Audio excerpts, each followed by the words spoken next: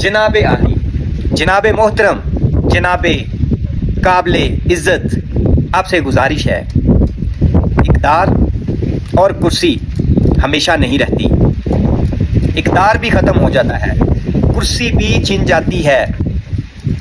1400 साल पहले यजीद ने भी कुर्सी के लिए, कुर्सी को हासिल करने के लिए आले रसूल को शहीद किया। उसकी कुर्सी भी ख़त्म हो गई, उसका इक़्तिदार भी ख़त्म हो गया और हमेशा क़यामत तक लानत का मुस्तहक हो गया और मुर्दाबाद हो गया। और हक़ था जो हमेशा के लिए जिंदाबाद हो गया। हमेशा से हक़ जीतता है। जनाब आली, जनाब मोहतरम, ये तुम्हारे रुतबे, ये तुम्हारी कुर्सी, ये तुम्हारा इक़्तिदार, ये तुम्हारी अकड़, ये तुम्हारा तकब्बर सिर्फ चंद दिन का है।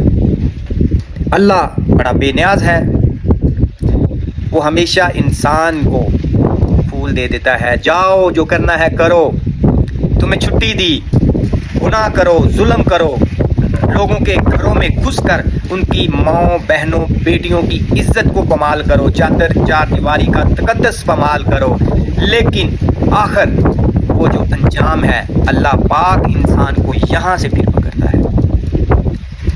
फिर तुम नहीं छूट सकते। हर बुरे इंसान को अल्लाह छूट दे देता है। जाओ, गुनाह करो, जो तुम्हारा दिल करता है करो। मैं तुम्हें एक दिन ज़रूर पूछूंगा। ऐसे जालिम और घटिया नमाज लोगों से अल्लाह हिसाब इस दुनिया में लेता है। ये मत सोचो कि हम मरेंगे तो हमारा हिसाब होगा। हो सकता है आपको कफन भी नसीब ना हो सकता है किसी रास्ते में जाते हुए ऐसे हादसे का शिकार हो जाएं कि आपका जो जिस्म जिस पे आप अकड़ कर चलते हैं वो भी ना मिले। इसलिए जनाब मोहतरम, जनाब आली, पाकिस्तान पर रहम करें, हक का साथ दें। इतनी बड़ी बड़ी मनसब अदालतों में बैठे हुए अंधे लूले लंगड़े लोग बैठे हुए हैं और ऐसे काजियों से, झूठे काजियों से पूछा जाएगा। आप भी बातिल के साथ खड़े थे। फिर वही बात याद आ गई। 1400 साल पहले यजीद ने भी चंद अशरफियाँ देकर लोगों की ज़रें खरीद ली, उनके ईमान खरीद ले। आज पाकिस्तान में भी नासूर लोग अपने ज़मीर बेच रहे हैं, अपने ईमान बेच रहे हैं।